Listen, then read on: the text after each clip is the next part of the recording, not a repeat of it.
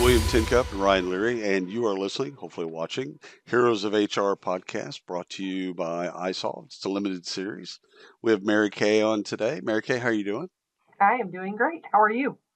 You are doing great, and I'm doing well. Thank you. Thank you for asking. Ryan, how are you doing? I'm good. I'm good. I'm just third wheeling, you know. That's how we do it.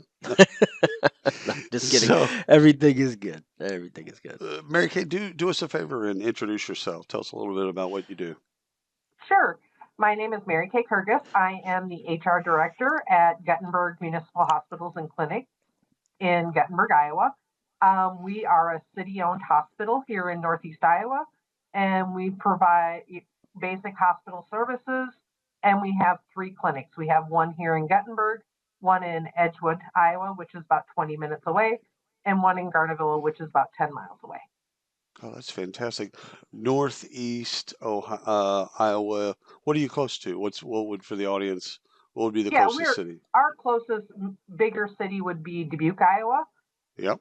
And we're right along the Mississippi River. We're in what we call God's country up here. Yes, you do. Absolutely beautiful up here. And other than that, some people may know Prairie du Chien, Wisconsin. Yeah, of course. Mm-hmm. Okay. So, Mary Kay, just for edification here, what's the size employee populations that we're talking about across the three clinics? So right now we're sitting at 185 direct employees, okay. And if we add our contract employees, we're right around 200. Right. Okay, that's perfect. So from a talent perspective, what's keeping you up at night? I would say nursing is probably one of my biggest things, and also finding our providers. Our hospitalist providers are one of our hardest things to find. We have a very great set of providers right now. We have 4 that run our hospital, 2 NPs, nurse practitioners, and 2 MDs, and they work right now 24, 48, or 72-hour shifts. Right. Our biggest issue is finding the PRN staff to help out when they have to go on vacations or family or illness or things like that. Right. So we don't seem to make enough nurses for the demand in the country. Not even close. not even close. Yeah, I've always wondered why that is, because it feels like every nurse that I know, and I know a handful, they love everything that they do. I've always been curious, why are we not graduating and creating more nurses? From my understanding, as far as the schooling part goes, is they don't have enough professors or teachers to get us to that point. So getting into those classes is a limited number that can go in because they have a limited number of professors.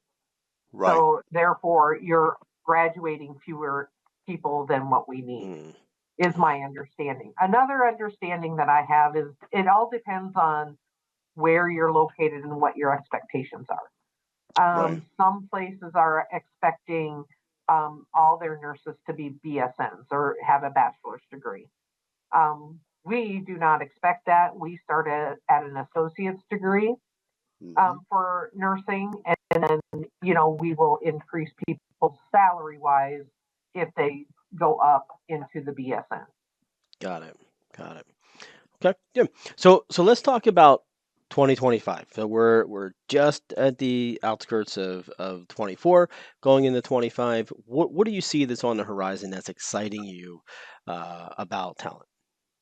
Exciting me about talent is actually the thing I'm most excited about is creating some great relationships with the community colleges and universities in our areas, and to create that pipeline that we haven't had in the past of talent to come in and work here. And we're also I'm pretty excited about, we're going to be creating a new program with the local high school here, and working on creating a pipeline with them as well. Right. That's just smart. The more you can get into those. When we're talking about what keeps us up at night, we're a small community, and we're rural. So it's really hard to keep our younger people in the area. And we Right. got to find ways to do that and excite them about what we do here. Right. And some of it's as simple as just having great jobs available to them. Exactly. Yeah, I can see that. So when I solved, when they say people heroes, what is that in general? What does that mean to you? When I think of people heroes as far as the HR, is people that advocate not only for the company that they work for, but also for the employees that they work with, and making sure that your employees have every ability to make their gains in their careers and make themselves better and do the things that they love. One of the things, I just had a conversation with an employee yesterday, and one of the questions I asked her is, if you could do anything, what does that look like to you? How can we make that happen? I mean, obviously, there's always going to be things that we can't do, but I Right. always want to find out what their passion is, how we can make them move forward.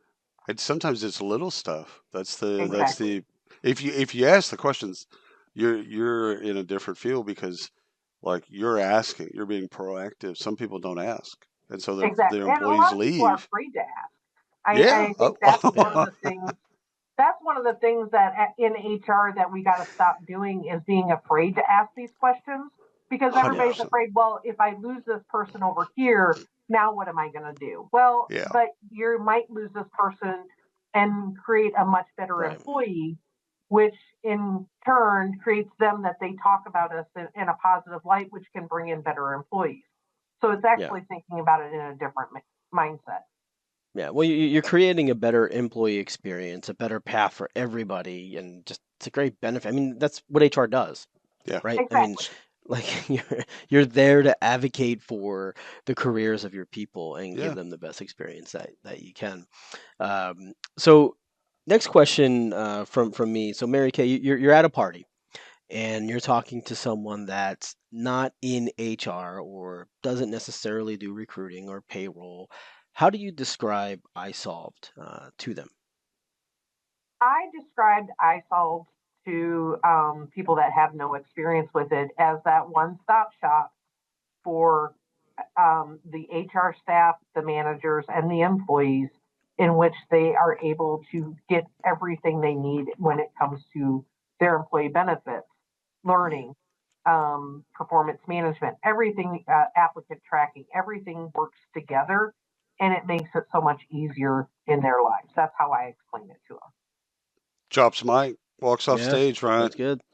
Great, can't great. can't change that any. Yeah. No, that's a great answer, Mary Kay. That is fantastic. So, last question from me is occasionally your personal battery, your HR battery kind of runs a little bit low. How do you recharge your people heroes battery? How do you charge that?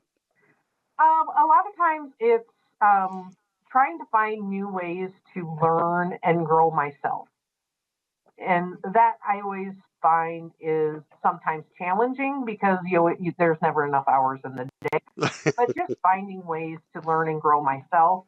I have people that I talk to that are in the field and understand all the things that we do. I have an amazing HR generalist that I work with, and we do a lot of collaboration, and we also do a lot of just back and forth and trying to keep each other up, upbeat, and talking about the problems and making sure that we're not getting too low and not getting outside of our skis when it comes to people just don't understand, or making yourself feel like there's nothing I can do to fix things.